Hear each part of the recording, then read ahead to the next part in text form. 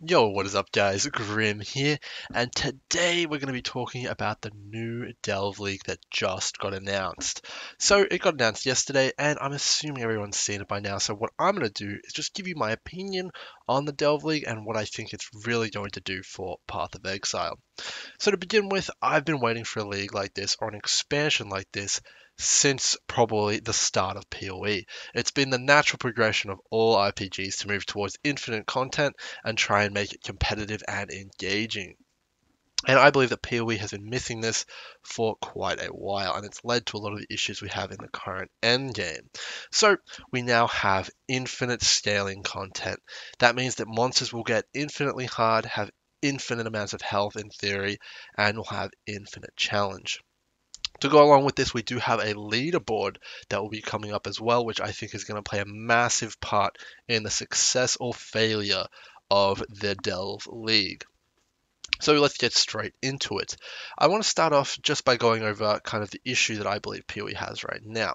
So right now in PoE, you start off as a new character. You go through the acts, it's great. You go through the atlas, it's pretty fun. But then you hit a point where there's nothing really to do other than kill Shaper over and over again or Uber Elder. Or on the other side of things, you can look into making vast amounts of currency and wealth, which is what a lot of people like me tend to do. On one end of the spectrum, you've got the people who are killing Shaper, and yes, they care about their gear. It'll let them kill Shaper a little bit faster, but there's no real true challenge there. There's no reason to get the best gear in the game. People like me who play the kind of currency grinding map, like burial chambers kind of style of gameplay, there's even less reason to have gear in the game now, because all the gear you want is very easy to get. It's item quantity gear, and that is very unengaging in my opinion. None of it needs to be crafted. Like a bow like the Wind Ripper, while expensive, isn't very unique. It just has lots of item quantity on it. It's a bit boring. There's no way to push your gear to the next level. And overall, there's no way to test your character. And that is what we're finally getting with the new league in Delve. A way to truly test your character and your skills and just see how good you are at Path of Exile. In my opinion, this is going to be the new ultimate endgame for group play and solo play. I also believe this may actually become the most competitive mode in PoE. Currently, it's racing to level 100, but in my opinion, that's very drawn out. It's fairly limiting because it's such a time commitment and most people can't compete, but this is much more accessible and only requires you to have a certain level of skill, knowledge, and currency in the game. So you're probably thinking, hang on a second, I'm going to need items like Headhunter and all these insane items. Well, no, in fact, you won't, and I'll explain why. With infinitely scaling content, we now need to think about the fact that life is going to infinitely scale as well as damage. So an item like Headhunter, which is immensely expensive and very popular right now, actually won't be too great in my opinion for pushing the highest levels of Delve. And the reason for that is you'll get to a point where monsters are going to take 30 seconds to like a minute to kill a white pack just purely because the health has scaled infinitely. And in those scenarios where headhunter buffs only last like 20 seconds, a and a pack takes like a minute to kill, that's not going to be very effective. So I believe killing spree items and speed clear items like movement speed, Queen of the Forest, and stuff like that are actually going to see a decline in use, specifically in Delve.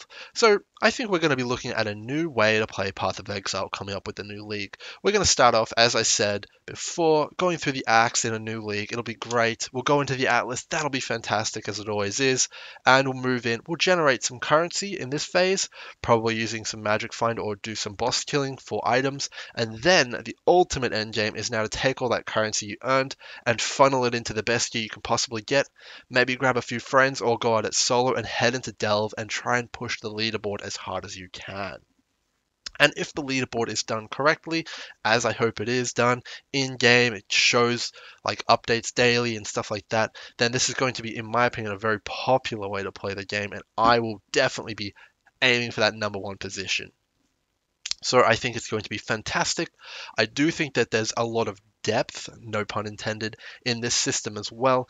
And I do truly think that the Delve League is a combination of all the past league's successes and learnings from failures combined into one. We've seen Abyss, Breach, Harbinger, as you can see there. I'll pause the video here. You've got new currency items, which have been inspired by essences, in my opinion, to create new ways to get better rare items. So they're really, in my opinion, fixing everything wrong with Path of Exile with a few caveats. I think that this league may be a little bit challenging for hardcore players. It definitely seems a lot more aimed towards the softcore. The system is very reminiscent of Mythic Plus from World of Warcraft or Greater Rifts from Diablo 3. Having played both, I can say that hardcore is fairly unfriendly a concept in those games. It's a little bit less so in Diablo 3 because you can level up so fast, but yeah, in PoE, with investing so much time into getting items like Indigon, which will, I think, play a big part in this, rare mirror tier item like bows, and putting all your currency into a character just to lose it when you're trying to push the leaderboard, I think it's going to be very disheartening. So I think the true competitive kind of grind and push and efforts are going to be on softcore in terms of pushing the highest levels. In terms of entertainment, though, hardcore may be where it's at to just see those absolutely soul-crushing deaths. So what I want to get into finally here as my little wrap up here is that this, in my opinion, will be skill-based content. We've seen a lot of mini bosses in the depths, which you'll see in this video here. And we've also seen a lot of very big mechanics. Like you can see that with those crystals coming out like that.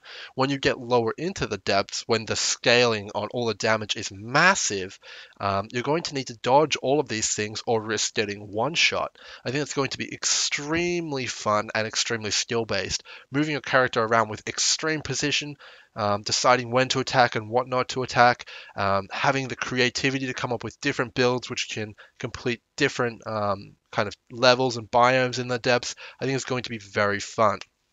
And the reason why I think that this specific mechanic is going to succeed where Diablo 3's fell short a little is because of the flexibility of Path of Exile.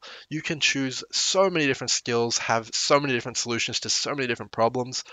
For example, if you're dying to elemental damage in the highest depth, you can actually go as far as to cap your elemental resistances completely and become immune to elemental damage with 100% maximum elemental resist. If Chaos Resist is a big problem in the depths, you can go Chaos Inoculation, but now suddenly you need to get all this energy shield gear, and maybe you need to go out and farm and get the currency to craft that energy shield gear. So I think it's going to be fantastic. I think it's going to keep the economy alive and a lot more players engaged. One thing and one issue I will point out though is that I think there may be a very big bias towards certain skills and play styles, specifically in groups.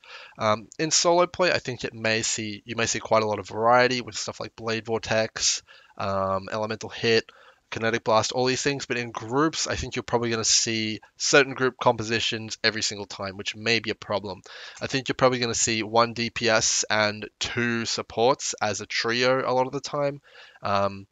Probably curses and auras, and then obviously in more larger groups you'll probably see a bit more variety. But I think in 3-player and 2-player you're probably going to just see a DPS and 1 to 2 supports, which maybe needs to be looked at, maybe the nerfing of supports, but everything else is looking good. I'm going to go into more of the specifics of this league, like the map, opinions, kind of meta choices which I think might be good, and predictions in upcoming videos. You can catch more discussion on the league tonight on Bayclast. There's going to be me, Rise, and quite a few other people like Ziggy D and Octavian and Tarky Cat on there, and we're going to be discussing the new Delve League. Hopefully you guys have enjoyed my opinion and kind of take on the new league. I'll see you guys real soon.